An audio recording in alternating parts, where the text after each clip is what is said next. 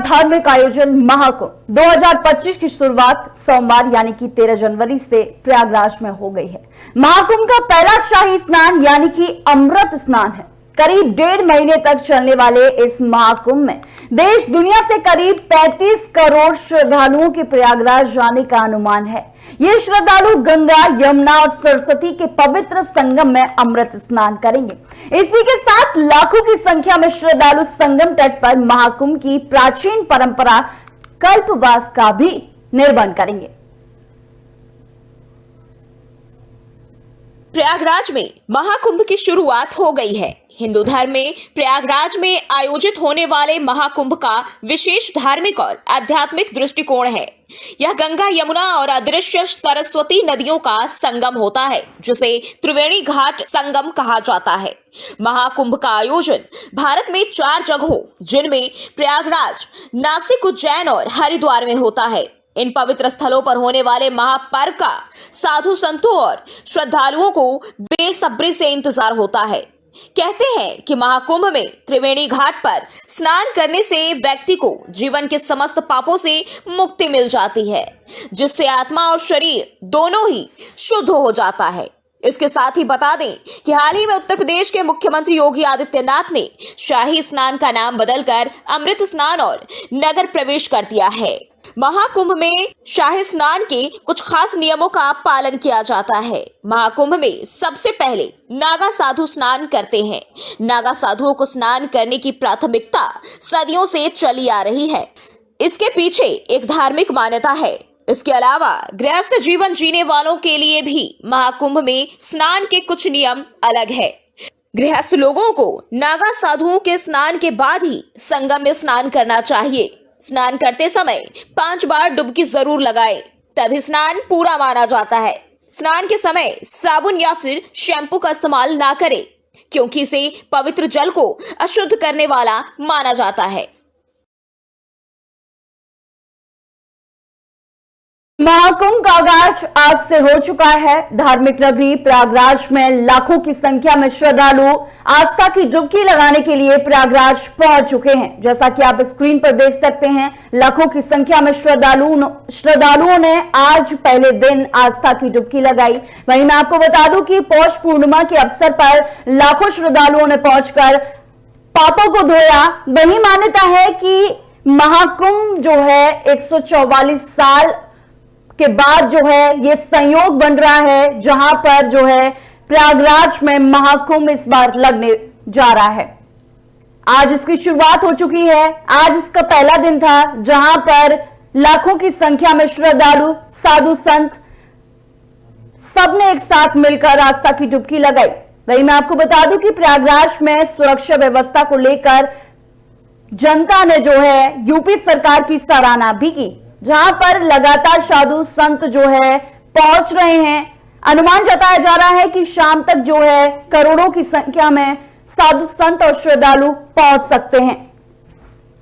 प्रयागराज में आज लाखों की संख्या में श्रद्धालु पहुंच चुके हैं। ये 45 दिन तक आयोजन चलने वाला है, जहां पर मैं आपको बता दूं कि अमृत स्नान जो है श्रद्धालु पहुंचकर करेंगे, जहां पर 1 करोड़ श्रद्धालुओं के आगमन का जो अनुमान है वो जताया जा रहा है। वहीं महाकुंभ का आज से आगाज हो चुका है। उम्मीद ये भी जताई जा रही है कि आज 1 करोड़ श्रद्धालु जो है डुबकी लगाएंगे।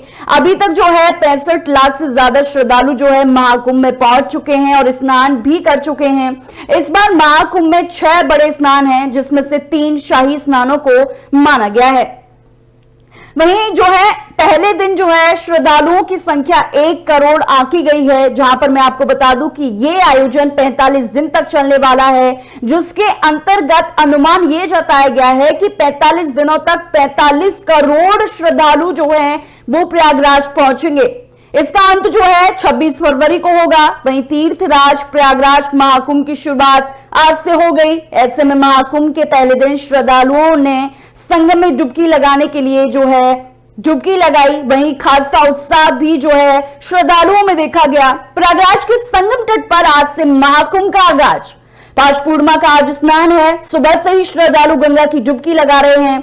वहीं लाखों की संख्या में श्रद्धालुओं का आगमन जो है वो लगातार जारी है।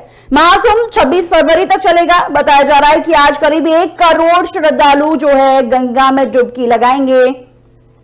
वहीं बात की जाए साधु संतों की, तो साधु संतों जो हैं वो पहुंच चुके हैं, क्योंकि कल जो है पहला शाही स्नान होगा, जहां पर साधु संतों का जो आयोजन है, जो अखाड़े वहां पर पहुंच रहे हैं, उनका आयोजन जो है होगा।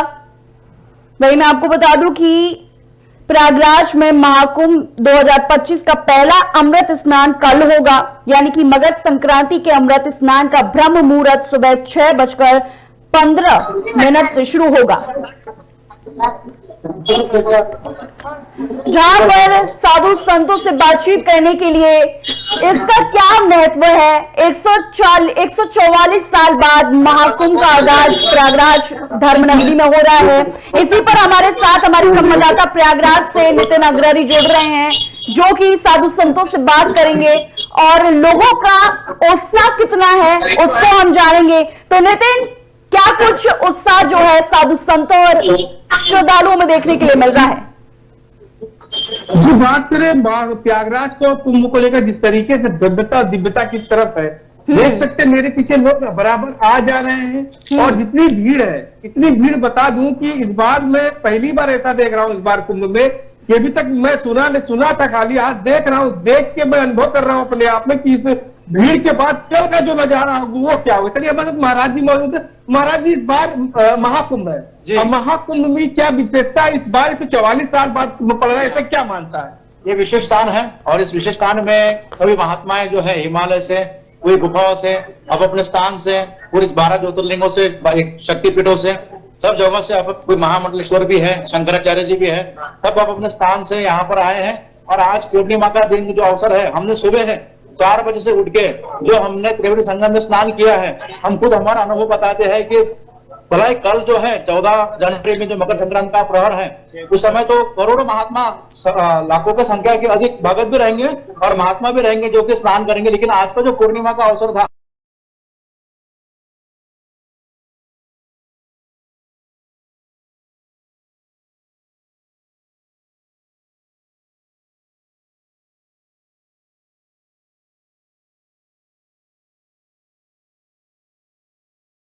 एक 144 साल बाद ये कुंभ जो है जी, ये आप कितने साल से आ रहे लगातार? हमारा तीसरा कुंभ है। प्रथम हमारे नासिक में हुआ था पहला कुंभ, दूसरा फिर उज्जैन में, और तीसरा प्रयागराज में।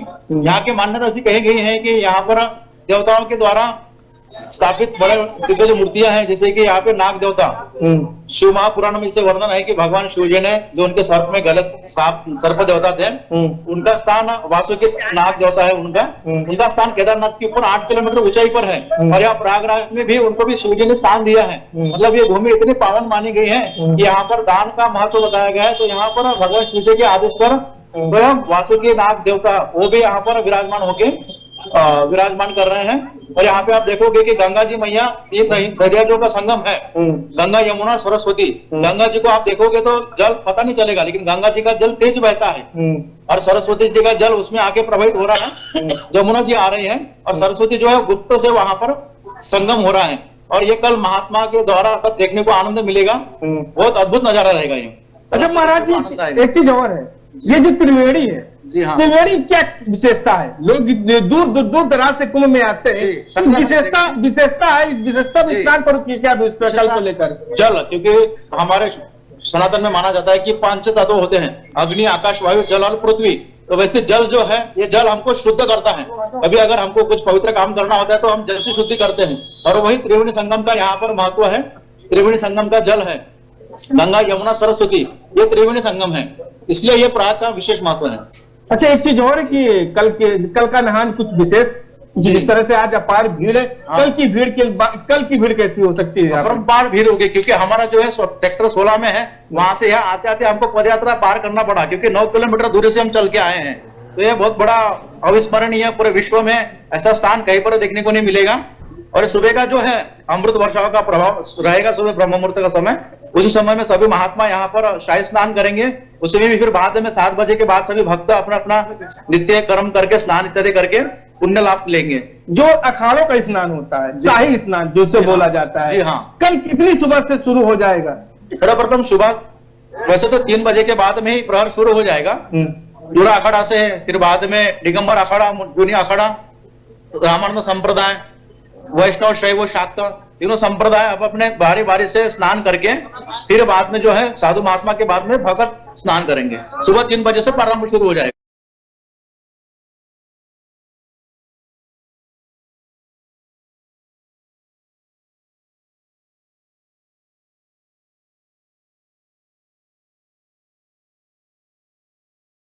यहाँ से मात्र 2 बूंदी अगर छिटे हम पर पड़ जाती है तो हमारा करोड़ों जन्मों का जो भी संचित कर्म है वो नष्ट हो जाता है और हमारा जो पितर है वो तर जाते हैं। चाहे वो महात्माओं के तो अपने विरक्त दीक्षा लेते समय वो तो अपना तर्पण खुद कर देते हैं, लेकिन जो भगत यहाँ पे आ रहे हैं उनका सह परिवार, उनके जो पूर्वज हैं, उनका यहाँ पर तर्पण हो जाता है, उनको मोक्ष मिल जाता है। अच्छा, ऐसा क्या मानना कि 144 साल बाद जो कुंभ पड़ा, ये सब पड़ रहा है, इसे क्या मानता है? जैसे कि मान्यता है कि 3 कुंभ, अर्ध कुंभ, कुंभ और महाकुंभ, तो ये महाकुंभ का पर्व है।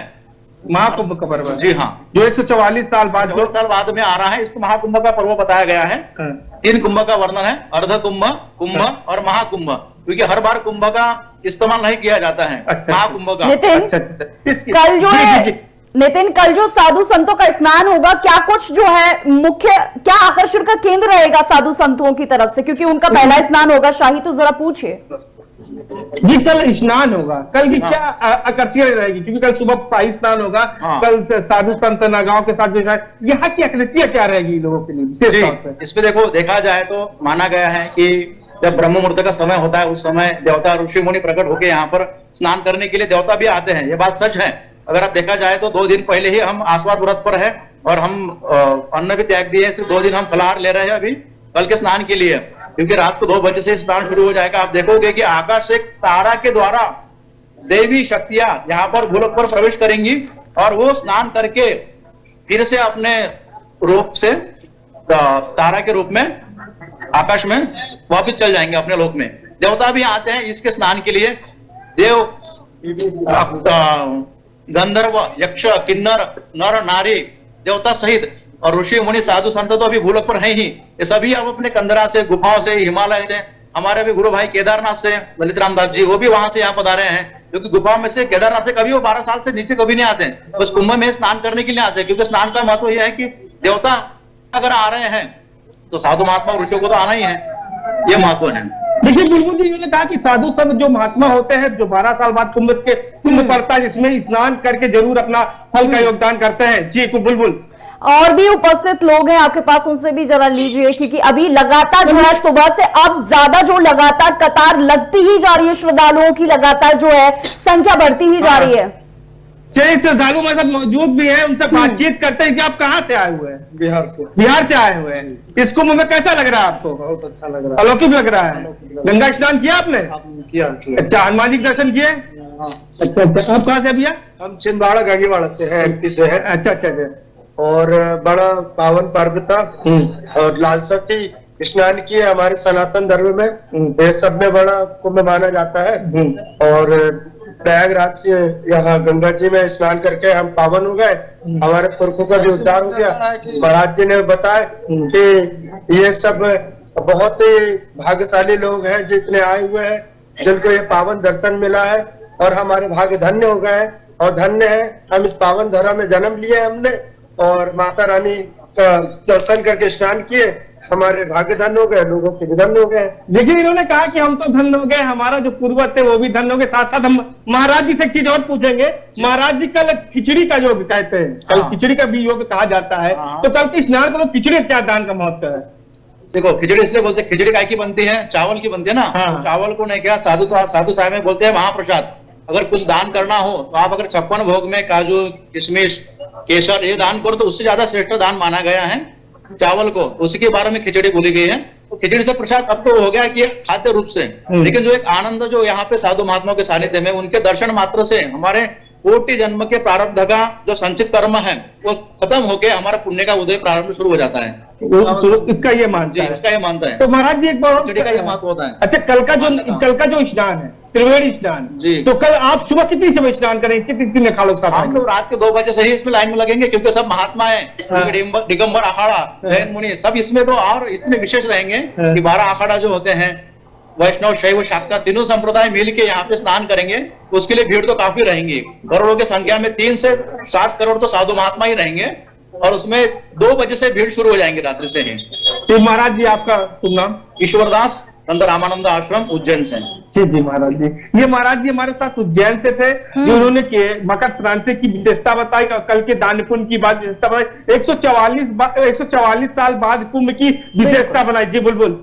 और भी लोग उपस्थित हैं, उनसे भी जरा बात कीजिए कि अब यूपी सरकार के द्वारा जितनी भी व्यवस्थाएं की गई हैं उनको कितनी अच्छी लग रही हैं और कितना उनका जो है उन्होंने लुत्फ उठाया, इसके बारे में भी जरा विस्तार से चर्चा कीजिए। यूपी सरकार को लेकर जो व्यवस्था यहाँ पर चल रही है कैसा लग रहा है आपको? क्या कहेंगे सरकार को? कुछ लोग अधर्मी जो है वो कुंभ की परिस्थितियों को बिगाड़ने में लगे हैं, वो चाहते कि बाबा जी यहाँ से हार जाए, लेकिन योगी बाबा जो है वो इतने अच्छे देवता है, वो धरती पे के देवता योगी बाबा जी जो है, आज योगी बाबा जो है उन्हीं की वजह से ये महाकुंभ का प्रदर्शन आपको दिख रहा है।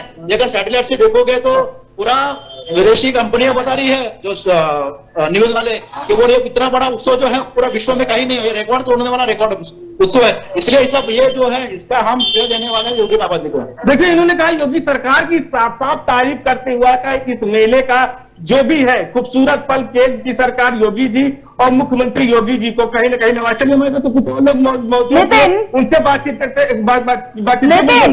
जितना सनातनी धर्म जो लोग पहुंच रहे हैं, युवाओं में भी बड़ा खासा उत्साह जो है देखने के लिए मिला, जैसे कि अभी जो है जय श्री राम के नारे जो है गूंजते हुए नजर आए। तो जरा उनसे भी बात कीजिए कि कितना सनातनी धर्म जो है कितना यहाँ पर उनको महसूस हो रहा है। मौजूद भी है, मौजूद उनसे बात भी करते हैं। इस बार कुंभ में आए हैं, इस बार कुंभ कैसा लग रहा है आपको यहाँ? बहुत बढ़िया लग रहा है, हम आनंद से भरपूर है। बिल्कुल हमें हमारी 30 साल की एज में हमने दूसरा कुंभ देखे हैं। अच्छा, काफी अच्छा आयोजन है योगी जी का, बहुत अच्छा। आजाद धन हो गया हम आज स्नान। धन हो गए। कहाँ से आए आप? हम लोग MP छिंदवाड़ा से आए। छिंदवाड़ा से आए। अच्छा। इस बार देख रहे थे युवाओं में जो जोश है, एक अलग ही जोश है, एक अलग ही मैसेज है, क्योंकि हिंदुत्व को लेकर और महाकुंभ को लेकर बिल्कुल एक खास बात और है। जिस तरीके से मैं कैमरामैन से कहना चाहूंगा, आप देख लीजिए लगातार भीड़ जिस तरीके से प्रयागराज के संगम में बराबर जा रही है, लोग स्नान करके आ भी रहे, जा भी रहे। कल का नहान जो होगा एक भव्य होगा। जी बिल्कुल। तो नितिन, पीछे भी लोग खड़े हैं, तो युवाओं से ये पूछिए कि स्नान उन्होंने पहला कर दिया, कितने समय तक वो वहां रुकेंगे, क्या कुछ उनको जो है महसूस हुआ सनातन धर्म को लेकर? ये बताइए सनातन धर्म को लेकर क्या कहेंगे? हमने हमारी योगी जी मोदी के नेतृत्व में देखा, इससे अच्छी मतलब व्यवस्था कभी नहीं देखी। देखिए उन्होंने कहा इससे अच्छी व्यवस्था मेले में मैंने कहीं नहीं देखी।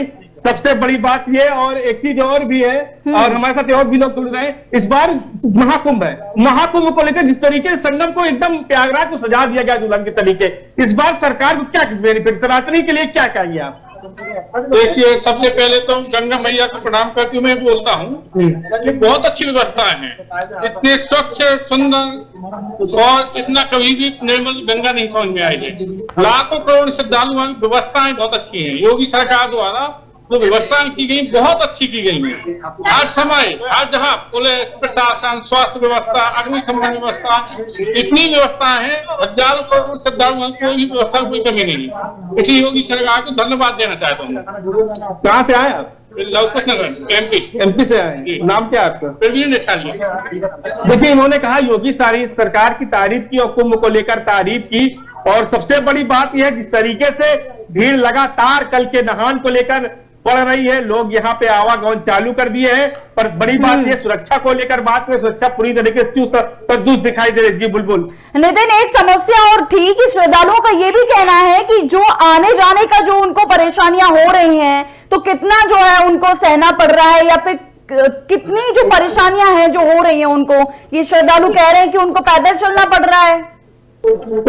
ऐसा है, मेले का समय है और रूट थोड़ा सा जो रूट होता था आने जाने का एक रूट बना दिया गया, जिससे आने का अलग है और जाने का अलग है। लगातार रूट को डिवाइड की वजह से थोड़ी सी समस्या तो होगी, क्योंकि जिस तरीके की कुंभ मेले में भीड़ आप देख सकते हैं कि लोग लगातार आ जा रहे हैं। मैं कैमरामैन पर्सन से कहना चाहूंगा थोड़ा दिखा भी दे कि लगातार भीड़ आप देख भी लीजिए, लगातार भीड़ आ भी रही है। बिल्कुल, इसलिए थोड़ा सा थोड़ा सा जो श्रद्धालुओं को है वो थोड़ा दिक्कत होगी आने जाने में। जी नितिन, तमाम जानकारी के लिए, बातचीत करने के लिए बहुत बहुत धन्यवाद। तो ये थे नितिन जिन्होंने तमाम जानकारी दी कि किस तरीके से श्रद्धालुओं में खासा उत्साह जो है देखने के लिए मिल रहा है। लगातार जो है श्रद्धालुओं की संख्या बढ़ती ही जा रही है। अनुमान जताया जा रहा है कि पहले दिन जो है 1 करोड़ श्रद्धालु महाकुंभ मैदान में पहुंचने वाले हैं। तो फिलहाल के लिए सिर्फ इतना ही। बने रहिए एबी स्टार न्यूज के साथ।